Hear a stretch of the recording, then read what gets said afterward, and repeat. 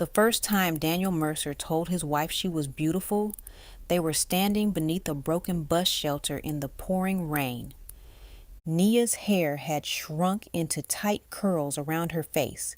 Her mascara was running, and one of her shoes had filled completely with water. She looked at him and laughed. "What exactly are you staring at?" Daniel smiled and removed his jacket. "The woman I'm going to marry." At the time, Daniel had nothing but confidence, ambition, and $37 in his bank account. Nia believed in him anyway. She worked 2 jobs while Daniel tried to build a small construction company. She answered calls, created invoices, drove materials to job sites, and stayed awake beside him while he prepared bids late into the night. When their electricity was disconnected, Nia lit candles and told him they were having a romantic dinner. When his first business partner stole money from the company, she sold the gold bracelet her mother had given her. When Daniel wanted to quit, she placed both hands against his face and said, "You are not a failure. You are simply unfinished." Those words stayed with him. Within 8 years, Mercer Development became one of the fastest growing construction companies in the city. Daniel and Nia moved from a cramped apartment into a large home overlooking the river. They bought expensive cars, attended charity dinners, and appeared in business magazines. But as Daniel's company grew, so did his ego. The man who once kissed Nia's hands before leaving for work now barely looked up from his phone. He started correcting the way she spoke in public. He criticized her clothes.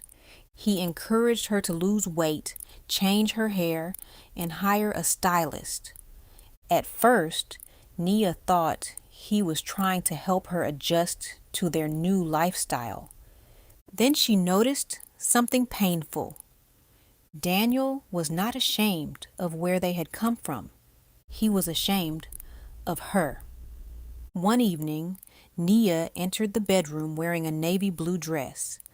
Daniel glanced up from his laptop. "You're wearing that?" Nia looked down at herself. "What's wrong with it?" "Nothing is wrong with it. It's just ordinary."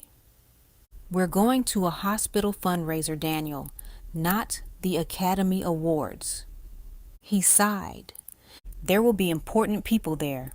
You represent me." The words cut deeper than he realized. Nia slowly removed her earrings. "I thought I represented myself." Daniel rolled his eyes. "Please don't turn everything into an argument." Nia changed dresses without another word. At the fundraiser, Daniel introduced her to clients as "my wife, Nina." Her name was Nia. He did not even notice the mistake. That night, a woman named Celeste arrived wearing a silver gown that seemed to capture every light in the room. She was tall, elegant, and effortlessly glamorous. She had recently become the face of a luxury skincare company and had hundreds of thousands of followers online. When Celeste entered, people turned to look. Daniel did too. Nia noticed. Celeste noticed as well. Within minutes, she was standing beside them. "Daniel Mercer," she said, extending her hand. "I have heard impressive things about you." Daniel straightened his jacket. "Hopefully all good." "Very good." Celeste turned toward Nia. "And you must be—" "My wife," Daniel answered. He did not say her name. Celeste smiled politely before returning her attention to Daniel. For the rest of the evening, Daniel found reasons to remain near her. He laughed louder at her jokes. He offered to introduce her to investors. He volunteered his company to sponsor one of her events. On the drive home, Nia stared through the passenger window.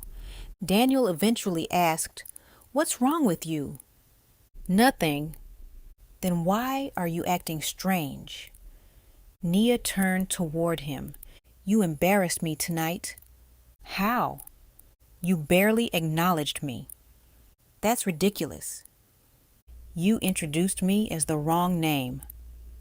Daniel became silent. Then he shrugged. "It was a long evening." "You remembered Celeste's name." Daniel tightened his grip on the steering wheel. "She is a business contact. Stop being insecure." Nia looked away. That sentence would become his favorite weapon. Every time she questioned a late meeting, she was insecure. Every time she noticed a strange message, she was imagining things. Every time she asked why Celeste's perfume lingered in his car, she was being jealous. But Nia was neither insecure nor foolish. 3 months later, she found the truth. Daniel had left his tablet on the kitchen counter. A message appeared across the screen. "I'm tired of sharing you. Tell her tonight." The sender was Celeste. Nia stood perfectly still. She did not scream. She did not throw the tablet. She simply sat at the kitchen table and waited. Daniel came home shortly after midnight. When he saw the tablet in front of her, he stopped walking. Neither of them spoke for several seconds. Finally, Nia asked, "How long?" Daniel loosened his tie. "Nia, how long?" "5 months." She nodded slowly. 5 months. While she had been planning his birthday dinner, he had been with Celeste. While she had been visiting his sick mother, he had been with Celeste. While she had been defending him to friends who suspected something, he had been with Celeste. "Do you love her?" Nia asked. Daniel sat across from her. "I don't know. Do you love me?" His hesitation answered the question before his mouth did. "I care about you." Nia gave a broken laugh. "You care about me? You and I have history, but people change." "No, Daniel. People reveal themselves." He looked irritated. "I don't want this to become ugly." "You have been sleeping with another woman in our marriage, and you are worried that my reaction might become ugly?" Daniel stood. "I'm not happy anymore." "Since when?" He walked toward the window. "We don't fit together the way we used to." Nia studied the man standing before her. The expensive watch on his wrist had been a gift from her. The tailored suit had been purchased for the anniversary he forgot. Even the company he was so proud of had begun with money from her mother's bracelet. "What does Celeste give you that I don't?" Nia asked. Daniel hesitated. Then he said the cruelest thing he could have chosen. "She fits the life I have now." Nia felt as though the room had tilted. Daniel continued, "She understands appearances. She knows how to move in certain circles. When we walk into a room, people notice her." "And when we walk into a room?" Daniel said nothing. Nia stood. "When we walked into our first apartment, there was no furniture. When we walked into your first office, there were rats in the walls. When we walked into the bank after you missed 3 loan payments, I was the only person standing beside you. That was a different time." "No, you were a different man."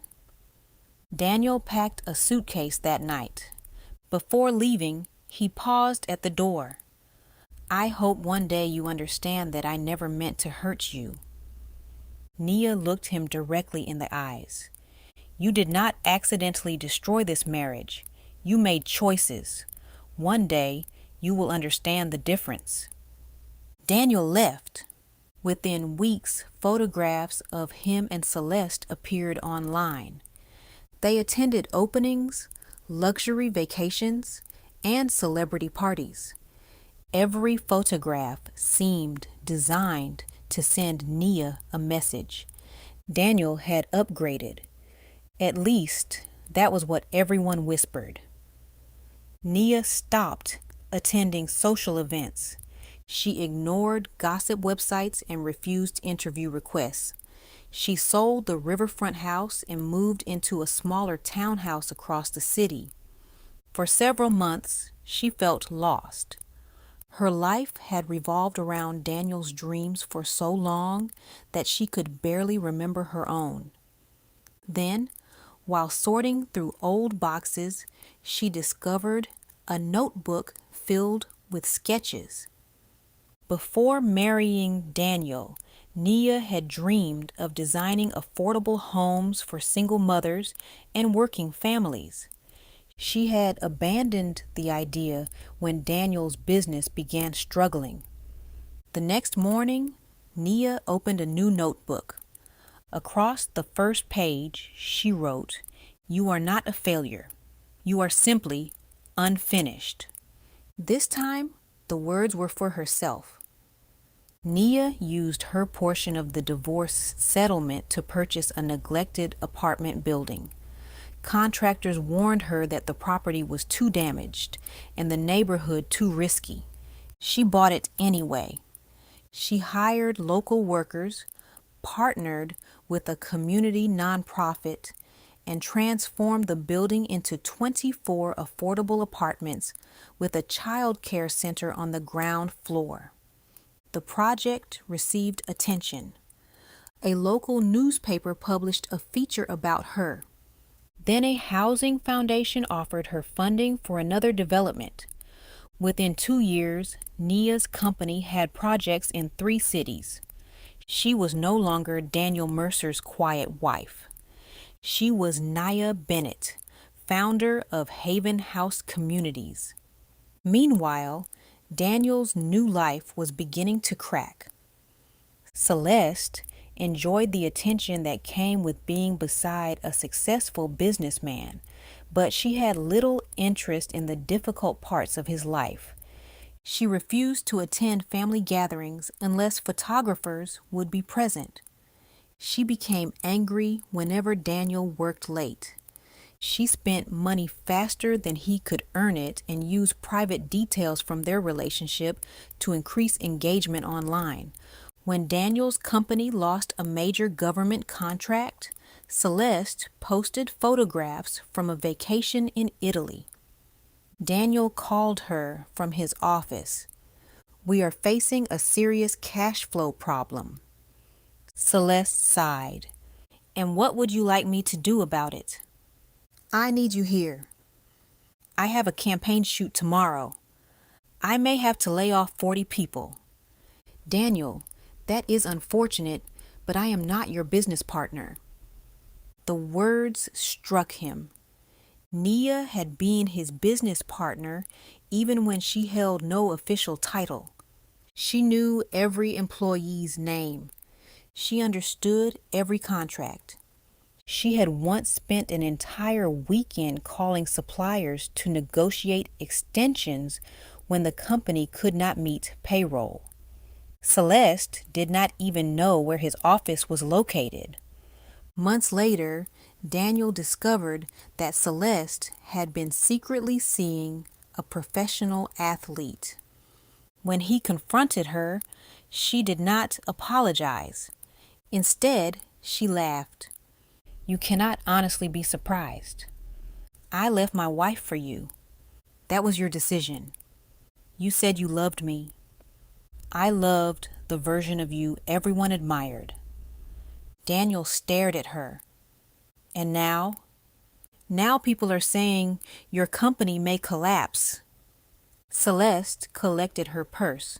"I cannot attach my name to failure." She left the apartment that evening.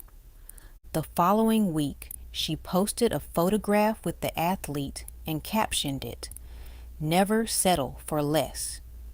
Daniel's humiliation was public and complete. His investors began withdrawing.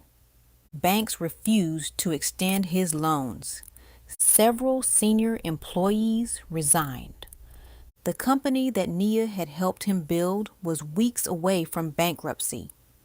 One night, Daniel sat alone in his office surrounded by unpaid bills. He opened his phone and searched for Nia. Her photograph appeared beside an article announcing Haven House Community's largest project yet, a 200-unit development for veterans and low-income families. She looked confident.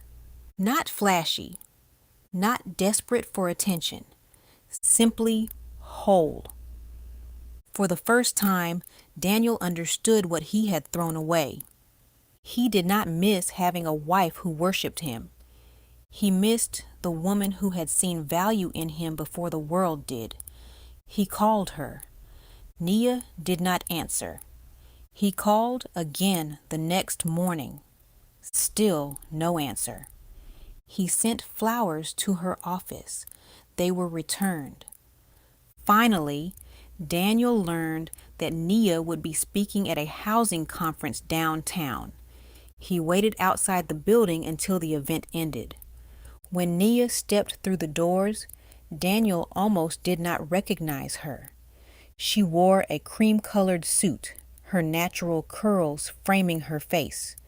She looked peaceful in a way she never had during the final years of their marriage. "Nia." She stopped. Her expression changed, but only slightly. "Daniel, I have been trying to reach you." "I know.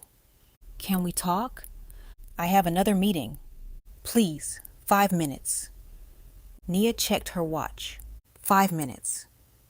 They walked toward a quiet courtyard beside the conference hall. Daniel struggled to find the right words. "You look incredible." Nia gave him a calm smile. "I always did. You simply stopped seeing it." He lowered his eyes. "I deserve that." "You did not come here to compliment me." "No." Daniel inhaled. "My company is in trouble." "I heard. I made mistakes." "You made decisions." "Yes, decisions." He looked at her. "I was arrogant. I confused attention with respect. I thought Celeste made me look successful, but you were the reason I became successful in the first place." Nia remained silent. Daniel stepped closer. "I miss you." "What do you miss?" "Everything." That is not an answer. "I miss talking to you. I miss coming home to someone who understands me. I miss how you believed in me." Nia's face hardened slightly. "You miss what I did for you." "No, I miss you." "Daniel, when you had money and admiration, you decided I was not enough. Now the money is disappearing, the admiration is gone, and suddenly you remember my value." "I was blind." "You were not blind. You were looking directly at me when you said another woman fit your life better." Daniel's eyes filled with regret. "I will spend the rest of my life making that up to you." Nia shook her head. "No, please." "I forgive you, Daniel." Hope flashed across his face. "But forgiveness is not reconciliation," she continued. "I forgave you because I refused to carry your betrayal into my future. I did not forgive you so you could return to my life. We can start again. You want to return to the woman you left.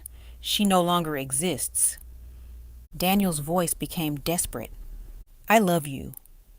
Nia looked at him sadly. "You love the safety you felt with me. You love my loyalty now that you have experienced betrayal. You love my strength now that you need rescuing." "That is not fair." No, Daniel.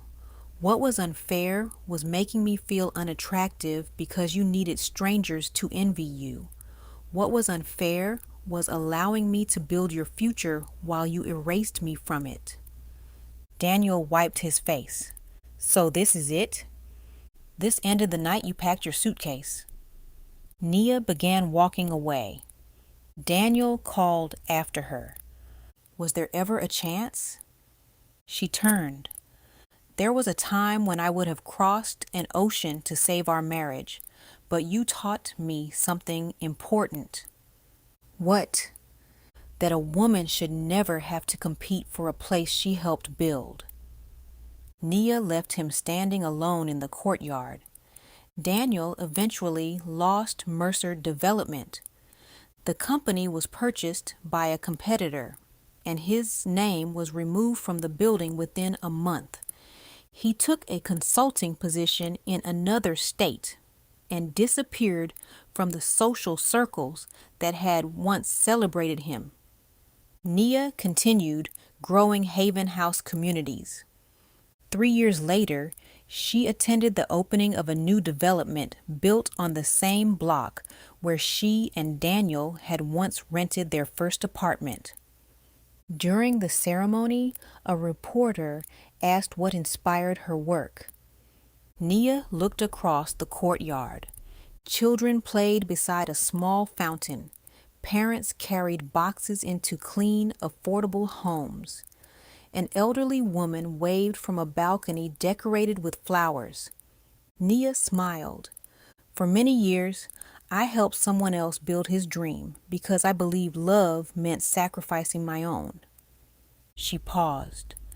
Then my life fell apart, and I discovered that sometimes rejection is not the end of your story. Sometimes it is the door that finally leads you back to yourself. The crowd applauded. As Nia stepped away from the microphone, she remembered the frightened woman who had once sat at a kitchen table and asked why she was not enough. She wished she could reach back through time and embrace her. She would tell her that beauty was not the power to make strangers turn their heads. Beauty was rebuilding after humiliation. It was remaining kind without becoming weak. It was learning that loyalty should be treasured, not exploited. Daniel had left Nia because he believed another woman looked better beside him.